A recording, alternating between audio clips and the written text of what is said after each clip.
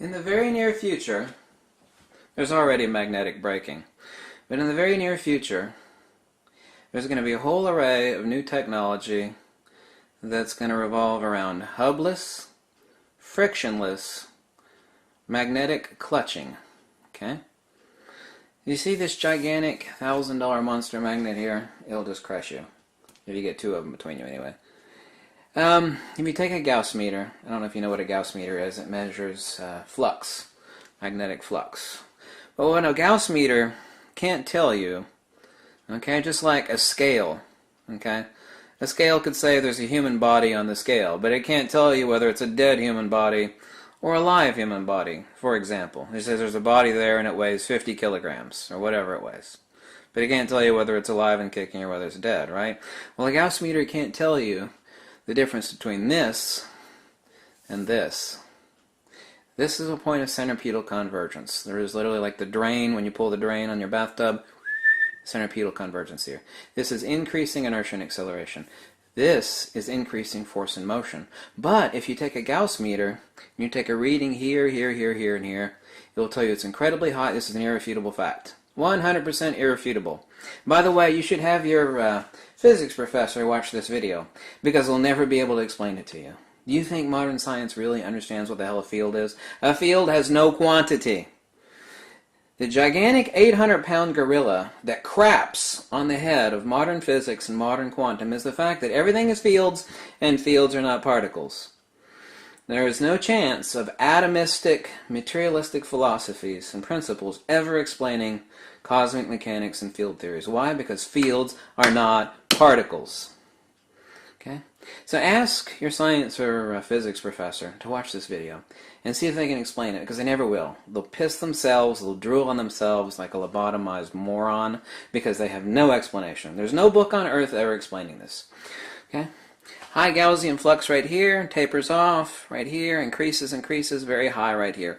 Roughly, depending on the magnet and how it's created, it'll be roughly the same, plus or minus about 5% from the dead center right here to the centrifugal edge. You can see this best using an enormous monster magnet like this, which is just, you can actually feel this too, by the way. If you actually experiment over it, it makes your eyes hurt. It does. It makes your eyes hurt. That's due to cryptochromes in the human eye. It's the same thing we have that birds have. That's the way they're able to navigate, is via magnetism. So this has nothing to do with the lens law. So if any idiot out there says that what I'm about to do has anything to do with the lens law, you're an idiot. Because lens law never, no way, shape, or form, nor does Maxwellian field equations, okay, ever explain the difference between centripetal convergent magnetism, which is not really magnetism, and centrifugal divergence. Okay, listen up closely. If an idiot science professor or physics professor is watching this, or someone that has their head up their butt and thinks that they know, oh, everything's no, we know stuff, you know, we got computers, we got technology, we know stuff. No, you don't. You don't know a damn thing. Okay? There's no book on earth, nor is there any field equation that makes any differentiation between this magnetism, which isn't magnetism, and this. This and this. You take a Gauss meter, you can take an empirical measurement between here, here, anywhere. But it will not tell you the difference between this and this. Okay? Understand that first. If you don't understand that, then you got your head up your butt. It's irrefutable. It's undeniable. There's no equation for this anywhere. Got a Gaussian flux of x. We got a Gaussian flux of x. Therefore, the empirical quantification of said result or outcome or experiment should be y. You can't predict that. Frictionless, hubless, clutching. Let's take a look at that, okay? Let's spin up the gyroscope using a motor.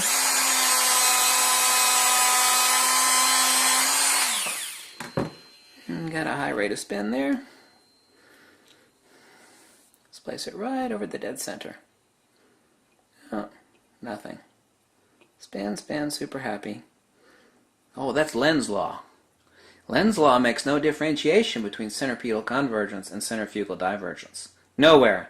No way, shape, or form does lens law or any Maxwellian field equation describe the huge difference between this spinning all day long, if not for Of course, there are bearings on the top and the bottom of this precision gyroscope. And this, not touching anything, immediate slowdown. You see how fast that broke? Let's take a look at that again. Have your physics or your science professor try to explain this, because they can't. They'll piss themselves. They'll poo their diaper. They have no idea. There is no book on earth, and I own every damn book on magnetism ever written, from ancient to modern. No explanation for this anywhere. Oh, maybe there's something about magnetism modern science doesn't comprehend. You're damn right. It makes no differentiation between this point of centripetal convergence. Hear that nice hum? Frictionless, hubless clutching.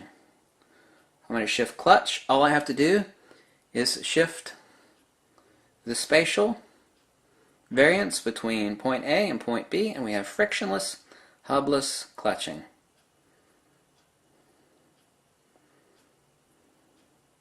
You can call that Lenz's law if you want, but it's not Lenz's law.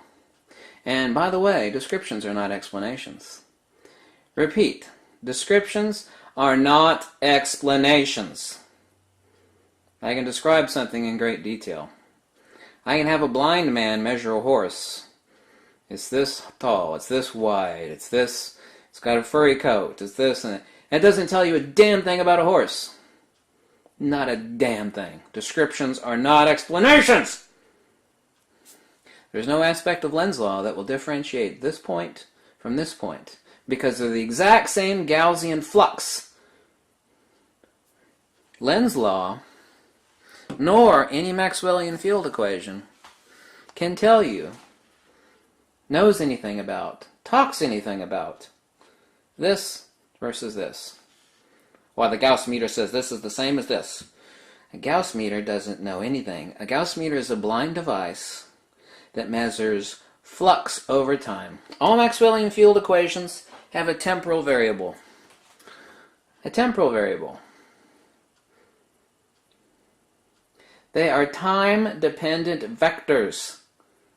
They don't measure the quality of something. What the hell does that mean?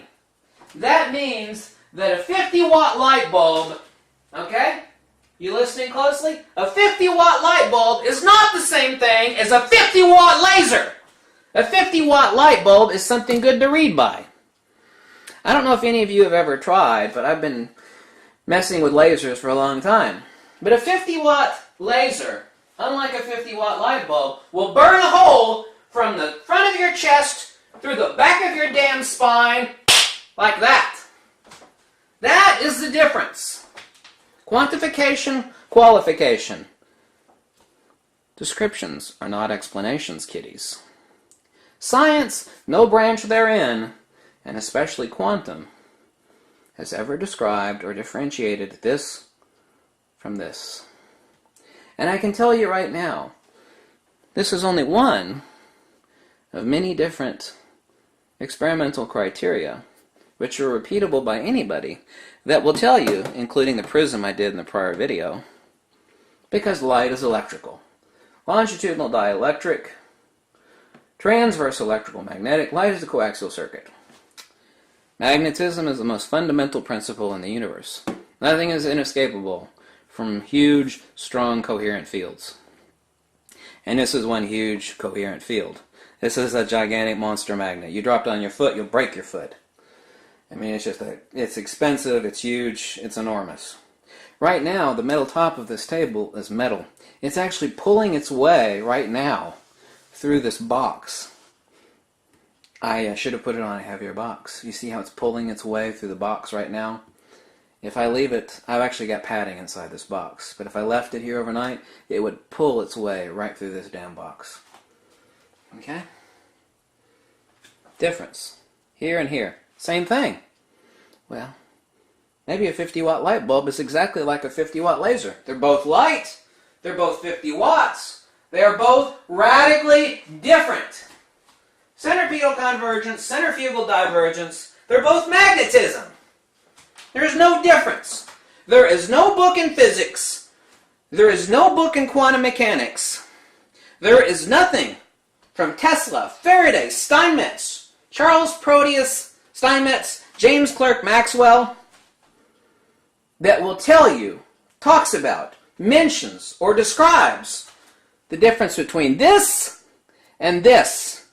And this is not this. Why, sure it is. It's just a big, gigantic magnet. It's all magnetism. Yeah? Sure, and if I whip out my Gauss meter, I will read a flux density of X here, and a flux density of X here, and it's intermediate right here. That doesn't tell you shit. Let me repeat that. That doesn't tell you jack shit. And if you don't understand that, then you don't understand anything. But that's okay, because nobody else does either.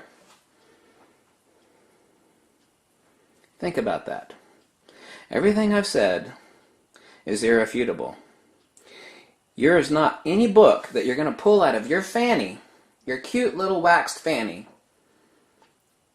from any branch of physics, science, quantum mechanics, anything from Tesla, Faraday, James Clerk Maxwell, Charles Proteus Steinmetz, anybody that is going to talk about what I just talked about and what I just showed you. Because there is no distinction made between this and this. Zip. But there is a huge, Mother Nature is laughing at you. There's a huge difference between this and this. Apples, oranges. Oil, water. Fire, water. You get the point? Good. Think about it, okay?